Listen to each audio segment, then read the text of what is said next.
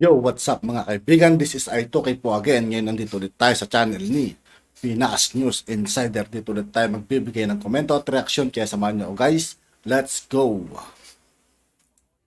Samantala po, pinatututukan pa rin ni Pangulong Ferdinand Bongbong Marcos Jr. sa National Disaster Risk Reduction and Management Council o NDRRMC. Itong mga lugar po hanggang sa ngayon apektado ng masamang panahon.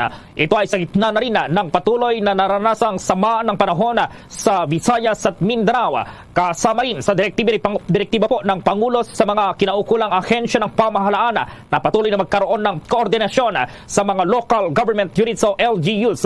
Ito upang maipahatid ang kailangang tulong sa mga lokal na pamahalaan pababa hanggang sa kanilang mga apektadong constituents.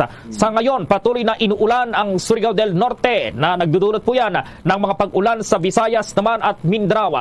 Mahagip ng naturang sama ng panahon itong mga area ng Eastern Visayas, Central Visayas, Zamboanga Peninsula, ang Dinagat Islands ng Surigao del Norte at Surigao del Sur.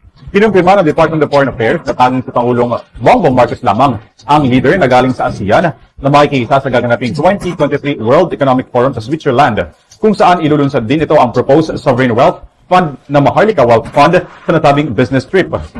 Tanging si Pangulo Ferdinand Marcos Jr. lang ang leader na galing sa Association of Southeast Asian Nations o ASEAN region na makikiisa sa 2023 World Economic Forum. Ito ang inihayag ni Foreign Affairs Undersecretary Carlos Soreta sa pre-departure briefing ni Pangulong Marcos patungo sa Davos, Switzerland na nakatakda sa January 16 hanggang 20. Papangunahan daw ni Pangulong Marcos ang kanyang economic team sa naturang forum. Magkakaroon din daw ng high-level dialogue session si Marcos kasama ang mga leader ng South Africa, Belgium at European Commission.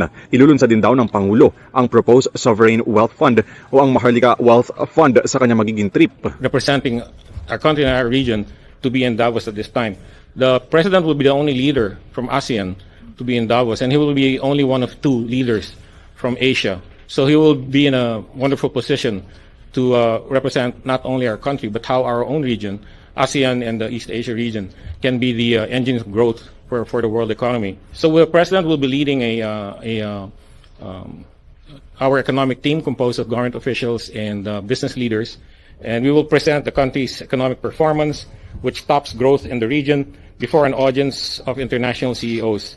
The president will also participate in a high-level dialogue session with with other leaders, the president of South Africa, Prime Minister of Belgium, president of the European Commission, and of course the Prime Minister of a few more others who have still to confirm who if they will be participating. Gaya ng mga nakaraan niyang out-of-the-country trip, may kipagpulong din ang Pangulo sa Filipino community at iba pang mga business meetings sa kanyang magiging sideline. The president is scheduled to discuss this issue with other world leaders.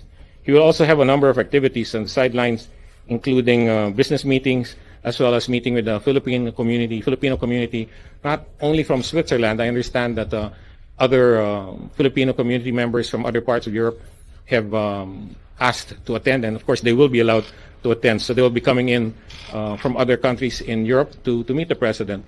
Samantala, inaantay pa raw ng gobyerno ng Ukraine ang sagot ni Marcos sa kanilang imbitasyon sa kauna-unahang pagkikita ng Pangulo at ni Ukrainian President Volodymyr Zelensky. Ayon sa isang opisyal ng Ukraine, Hunyo noong nakarang taon nang formal na inimbitahan ni Zelensky si Marcos sa pamamagitan ng tawag sa telepono.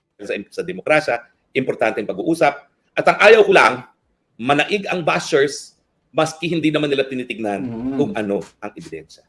Dapat po tayo maging kritikal, dapat maging intelihente, dahil ang mga kalaban po ni PBBM talagang gusto siyang pabagsakin at gagamitin ang kasong ito para mapabagsak si Presidente PBBM. Bagamat sigurado ako ang mga pinklawan at ang mga dilawan dahil atat na bumalik sa kapangyarihan ay gagamitin na naman ito para sabihin patalsikin si Boying Rimulya, patalsikin si PBBM. Dream on! So sana po, bago tayo magpadala sa emosyon, tanungin natin, kung nangyari sa inyo, itong nangyari sa anak ni Secretary Rimulya na pag pinagpadalhan lamang ng isang parcel na hindi kinakilalang tao at hindi natin kilalang tao at lumabas na ang laman ay illegal, kontrabando, payag ka bang makulong dahil dyan? Di ba po hindi? Napaka-technical pa nung chain of custody, pero dapat din talaga maintindihan ninyo na sa panahon na marami talagang nagpa-plant ng ebidensya, importante na bantayan natin yung karapatan ng mga akusado na mapruebahan yung chain of custody dahil ito yung garantiya na walang planting of evidence. Ano pong solusyon? Ang solusyon, dapat pagbutihin pa, mas paintingin pa ng mga PIDEA agents ang kanilang pagganap sa kanilang katungkulan. Anong dapat ginawa nila? Hindi kasi sapat na hinuli nila yung anak ni Secretary Remulla habang tinatanggap yung parcel.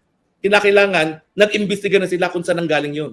At dapat, nagbigay sila ng pruweba kung anong relasyon doon sa nagpapadala sa anak ni Secretary Remulla.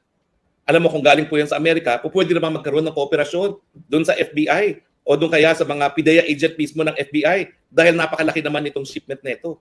Bakit hindi nagkaroon ng ganong kaugnayan nang nalaman na nila? Kasi parang alam na nila may darating na droga eh. Bakit hindi naman nila huminga ng tulong yung kanilang mga counterparts sa PIDEA? Meron naman talaga tayong kasunduan na tayo magtutulungan, lalong-lalo na pagdating sa usapin ng pinagbabawal na droga. So sa akin po, there was really a lapse in evidence gathering. At karamihan po ng mga kaso talaga ngayon ay nadi-dismiss dahil mahina yung proseso na mag-process ng ebidensya. Ito yung sinasabi ko, na huwag tayo masyadong nagtitiwala sa mga testimonya. Kasi ang testimonya, pwedeng mapeke, pwedeng matakot, pwedeng mabili. Pero yung physical evidence, hindi po yung nagsisinungaling. Ano ba naman yung kumuha ng ebidensya na nagpapakita na may relasyon yung nagpadala sa pinagpadalhan? Di ba po? Wala ang ganong ebidensya. Ang ebidensya lang ay anak ni Secretary Remulla ang tumanggap ng droga. Hindi po yan talaga ang proof beyond reasonable doubt. Bagamat sigurado ako, ang mga pinklawan at ang mga dilawan, dahil atat na bumalik sa kapangyarihan, ay gagamitin na naman ito para sabihin, patagsikin si Boying Remulla, patagsikin si PBBM. Dream on! Dahil, unang-una, wala pong kinalaman si PBBM dito. Ang ating hudikatura po, independiente sa ehekutibo. Kilala ko pa nga po yung judge na yan eh. Yung judge na yan.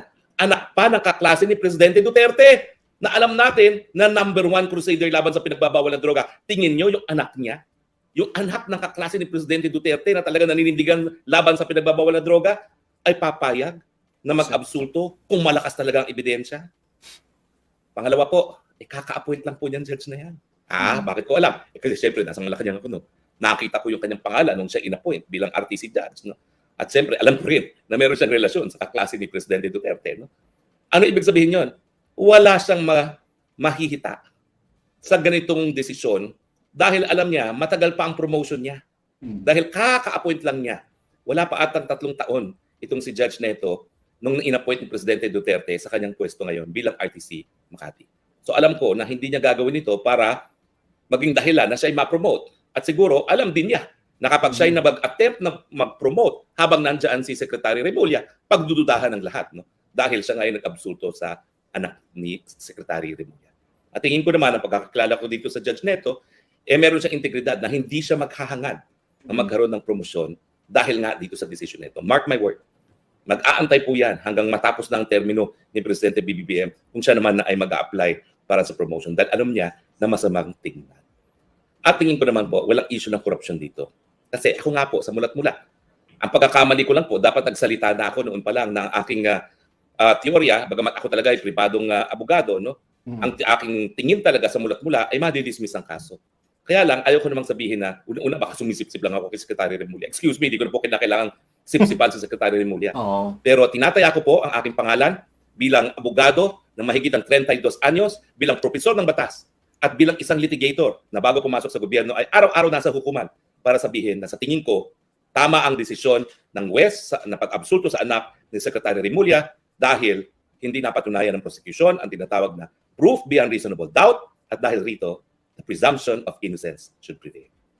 Huwag po tayo mag-alala na ang dismissal ay dahil malakas lang po ang anak ni Secretary Remulla. Hindi po. Dapat po tayo makampante nga. Dahil alam naman ng judge na titirahin yung desisyon niya. Pero bagamat alam niya na titirahin siya dahil sa desisyon na yan, lalong-lalo na dahil mainit ang politika sa Pilipinas, nanindigan siya. Yan pong tinatawag na adherence to the rule of law at nagbibigay-pugay po ako dito kay judge na nag-absulto sa anak ni Secretary Remulla bagamat alam niya na talagang ang mga dilawan ng Pinklawan will have a field day in attacking his decision. Boss, saludo po ako sa inyo. Thank you for upholding the rule of law and thank you for upholding yung karapatang konstitusyonal ng lahat ng mga Pilipino to be presumed innocent until otherwise proven guilty utilizing proof beyond reasonable doubt. Agree ba ho kayo sa aking mga sinabi? Pwede naman po pwede naman po kayo mag-disagree dahil demokrasya naman po ito. Mm. Meron po tayong texter, good idea. Tama po spokesman ni Harry Roque. Please, paliwanagan nga sa mga magagaling na basher. Yan, makinig kayo sa abogado. Maraming salamat po. De vera turda could be a setup or trap to destroy the image of Secretary Remulla. Hindi lang po. Yung mga pagpupula, hindi lang po Secretary Remulla ang binabato nila. Ang binabato po nila si PBBM. Dahil alam niyo naman si Secretary Remulla, wala namang pakialam yan. Bakit? Sila naman talaga yung lokal na politiko sa Cavite, pwede naman bumalikan sa Cavite. Ano pakialam nila sa nasyonal? At saka wala namang ambisyong nasyonal itong si Secretary Remulla. Yan po talaga pagkakakilala ko kay Secretary Remulla. At yun nga po mga kaibigan, dito po nagtatapos ang ating reaction video. Muli, ako po si I2K ng Sundalo ng Tunggalo at 811. Maraming salamat sa patuloy na pagsuporta. Yeah, peace out.